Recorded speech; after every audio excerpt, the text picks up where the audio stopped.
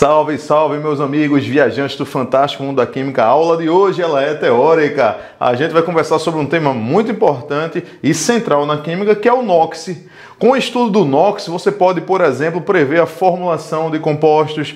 O estudo do NOx, você pode fazer reações de balanceamento mais complicadas, aqueles balanceamentos por oxirredução. Através do estudo do NOx, do conhecimento do NOx, você pode dar nome de vários compostos orgânicos e inorgânicos, ou seja, é um conteúdo de grande valia. Então, como é que a gente vai fazer? Primeiro a gente vai começar com o conceito do NOx, o que é o NOx, a relação entre o NOx e um composto iônico e um composto covalente, em que o NOx se baseia, como é que a gente pode determinar o NOx de um átomo em uma grande molécula. Vamos conversar sobre o NOx médio também, as regrinhas práticas para a determinação do NOx. E por fim, algumas aplicações. É muito importante que você fique até o final. Essa aula, você se assistir ela até o final, se você se engajar, você vai conseguir ficar muito bom nesse tema em específico. E é claro, o tio Perdiga, ele colocou para você também um material que é só você clicar aqui na descrição, você vai lá, tem um linkzinho que você clica e já vai aparecer um PDF para você. Esse PDF tem a parte teórica e tem exercícios também para você. E é claro, não precisa nem dizer, né? É super importante você curtir essa aula, você se inscrever no canal e ativar a notificação. Não esquece que cada vez que você dá uma curtida numa aula, você diz para o YouTube que este canal, o Química Completa, ele está agregando para o fantástico mundo da química, do ensino de química e do ensino de ciências como um todo. Mas, afinal de contas, o que é o NOx? Se o NOx é igual à carga da espécie no composto. E essa carga pode ser o quê? Pode ser uma carga real e pode ser uma carga aparente. Qual é a diferença, tio Sadia? A diferença é o seguinte, ela vai ser carga real quando trata-se de um composto iônico. Quando trata-se de um composto iônico, esta carga é chamada de carga real. E quando trata-se de um composto covalente, essa carga é uma carga aparente, até rima, né? Composto covalente, carga aparente, não é não? Mas como assim? Veja só, no composto iônico você tem que lembrar que tem uma transferência total de elétrons entre as espécies. Por exemplo, pegando aqui o cloreto de sódio, oh, que original, né? Composto iônico mais comentado. Veja só, o sódio a gente sabe que ele é um metal da família o quê? Da família 1A. Por ser da família A, ele tem um elétron na camada de valência, vai tender a perder esse elétron. Já o cloro é um elemento químico da família o quê? 7A, um halogênio, né? Tende a ganhar um elétron. Então o que vai acontecer? O sódio vai dar um elétron para quem? Para o cloro. Quando o sódio dá esse elétron, transfere esse elétron, ele fica positivo, ele vai ficar com a carga o quê? Um mais. E quando o cloro ganha esse elétron, ele vai ficar um ânion, né? Um íon negativo, cuja carga vai ser um menos. Portanto, um mais e um menos são os NOxes dessas espécies no composto. Percebe que o NOx é igual à carga? E para um composto covalente, qual é a diferença? Veja só, quando a gente tem um composto covalente como o quê? Qual composto que eu vou botar aqui? Lógico, né? Bem original, né? A água, não é isso? Quando a gente coloca aqui a água, perceba o seguinte, o oxigênio, ele é mais eletronegativo do que o hidrogênio. Então, ele vai puxar o elétron do hidrogênio. Então, logo, para você perceber a carga nos compostos covalentes, você vai ter que falar em quê? Você vai ter que falar em eletronegatividade. Então vamos dar uma relembrada em eletronegatividade. A sequência de eletronegatividade foi ontem no clube. Briguei e saí correndo para o hospital. Perceba que a gente sai do elemento mais eletronegativo aqui, ó, que vai ser o flúor, e vai para o elemento menos eletronegativo, que vai ser o quê?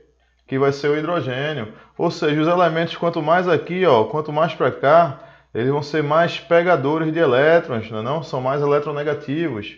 Porque a eletronegatividade você pode entender como a fome. A fome por quê? A fome por elétrons. Se liga na frasezinha. Fui ontem no clube, briguei e saí correndo para o hospital. Se você quiser, eu vou deixar aqui um linkzinho aqui embaixo na descrição de uma videoaula que eu fiz para o Enem do ano passado, que fala sobre as propriedades periódicas dentro, lá você vai ter a eletronegatividade. Pois bem, meus queridos, veja só, O oxigênio que está aqui, ó, ele é mais o quê? É mais eletronegativo do que o hidrogênio que está aqui, ó. Portanto, o oxigênio puxa, ele compartilha esse elétron aqui, é um elétron de hidrogênio do oxigênio, né?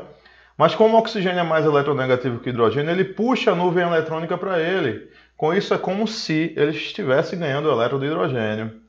Sendo que o oxigênio está ligado a dois hidrogênios, né? Então é como se ele ganhasse dois elétrons, um de cada hidrogênio. Ou seja, o NOx dele vai ser o quê? 2-.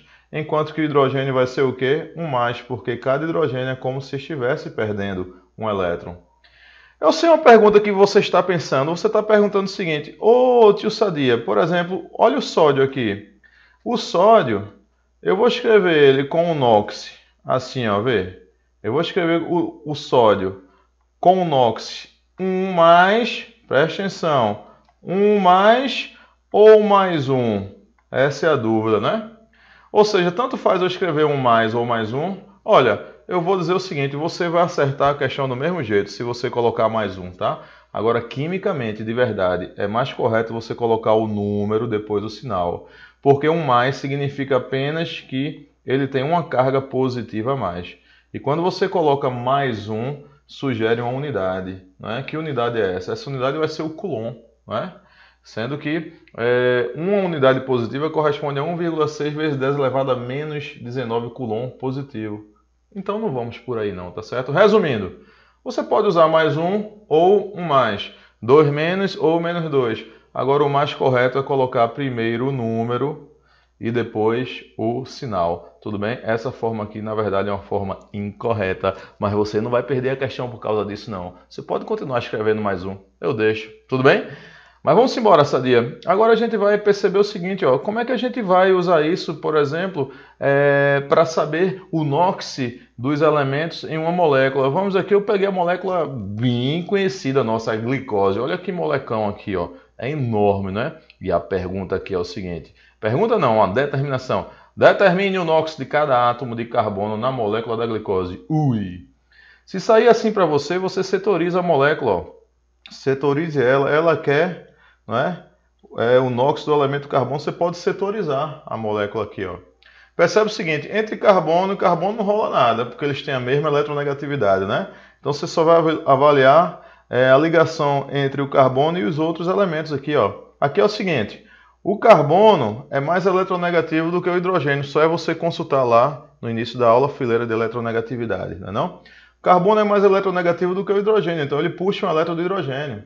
Sendo que o oxigênio é mais eletronegativo do que o carbono. Então o oxigênio puxa 2 elétrons do carbono. Ou seja, pessoal, o carbono ganha 1 do hidrogênio, mas perde 2 para o oxigênio. Então a carga dele fica 1+, ó, porque é como se ele perdesse um elétron, não é não? Aqui, se você quiser, você pode fazer para os outros também. O oxigênio é como se ganhasse 2 elétrons, ó, 2-. O hidrogênio é como se perdesse um elétron do carbono, perdão, ele fica 1+, ó. Percebe que em cada setor da molécula a soma dá igual a 0, ó. 1+ com 1+, 2+, 2+ com 2- 0. Tranquilo? Você pode raciocinar assim também. Mas aqui só interessa pra gente o NOx do carbono. Aqui, ó. Por exemplo, esse carbono aqui, ele ganha um elétron desse hidrogênio e perde um elétron para o oxigênio, ou seja, o NOx dele vai ser quanto? Acertou quem disse 0. Oi de boi, né não? Olha esse carbono, a mesma coisa. Ele ganha um elétron do hidrogênio e perde para o oxigênio. Então, ganhou e perdeu 1, 0. Ganhou e perdeu 1, 0. Ganhou e perdeu 1, 0 também. Agora esse carbono aqui não, é diferente. O que acontece com ele? Ele ganha 2 elétrons de cada um desses hidrogênios e perde um elétron para o oxigênio. Então a carga dele vai ser o quê? 1-. Ou seja, há questões que são assim. Elas pedem para você tirar o NOx pontual, mas você é fera, você vai conseguir. Agora veja só, segunda etapa, ele diz assim, ó, determine o NOx do elemento carbono na glicose. Ou seja, o elemento carbono como um todo na glicose, qual é o NOx? Ei, showzinho, quando ele fala isso, showzinho, é você tirar o NOx médio do carbono. Como é que você vai tirar o NOx médio do carbono? NOx, esse tracinho em cima, significa médio. NOx médio de quem? Do carbono. Você vai fazer o quê? Soma as cargas dele todinho e divide pela quantidade de carbonos. E aí, quando você somar essas cargas, dá quanto aí? Hein, perdiga? Dá quanto? mais 1, mais 0, mais 0, mais 0, mais 0, menos 1, dá 0. Então vai dar assim, ó, 1 menos 1 dividido por 6 carbonos, né? Ixi Maria, que vai dar igual 0 sobre 6, que vai ser igual a 0.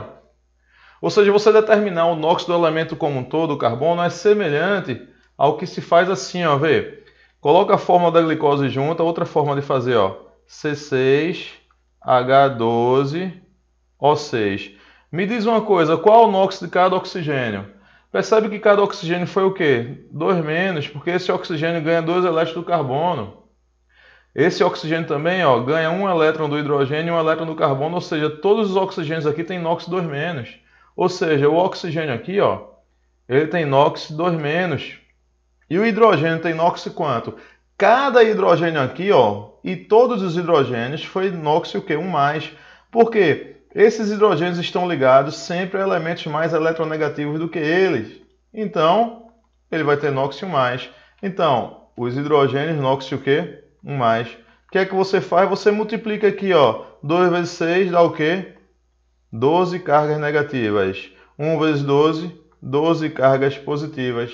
E, meus amigos, em uma substância, a soma das cargas dá igual a 0.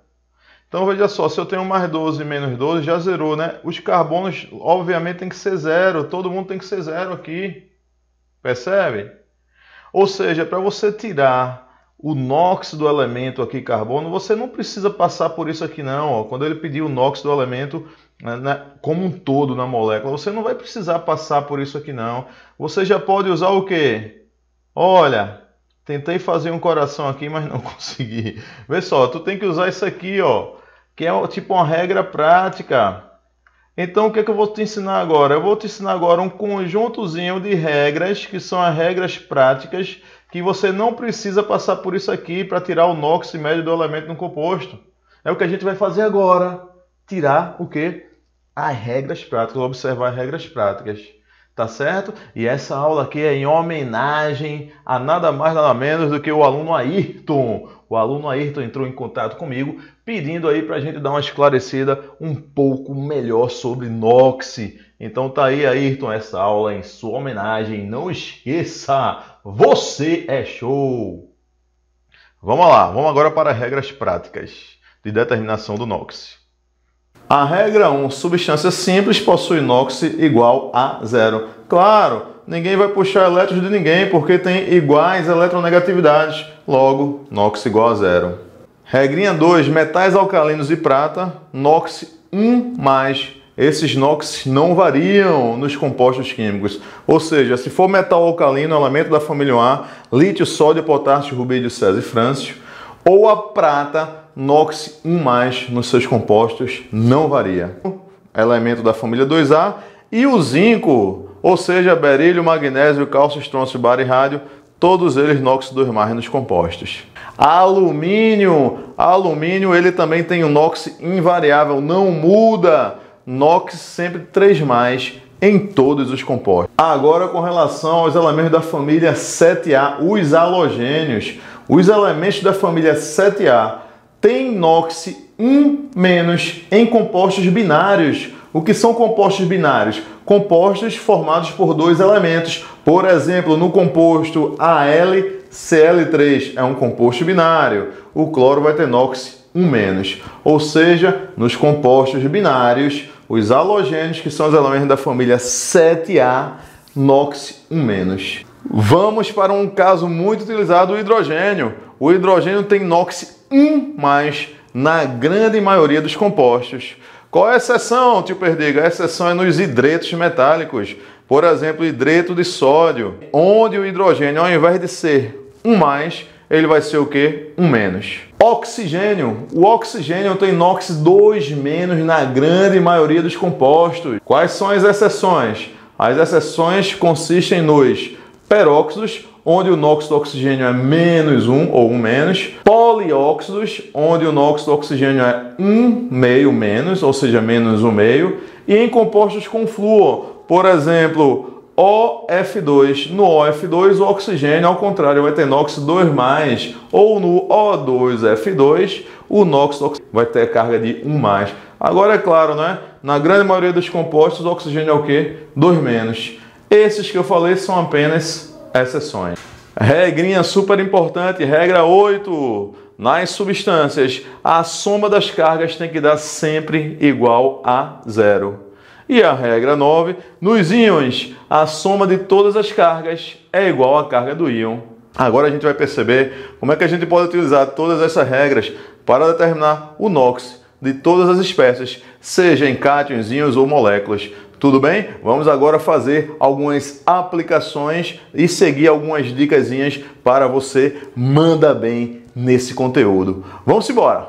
Então vamos agora a algumas aplicações aqui. Por exemplo, para a gente tirar o NOx de todas as espécies. O que a gente vai usar? Vamos lá. O hidrogênio em todos os compostos, na maioria dos compostos, o NOx dele é o quê? 1+. Oxigênio na maioria dos compostos, o NOx dele é o quê?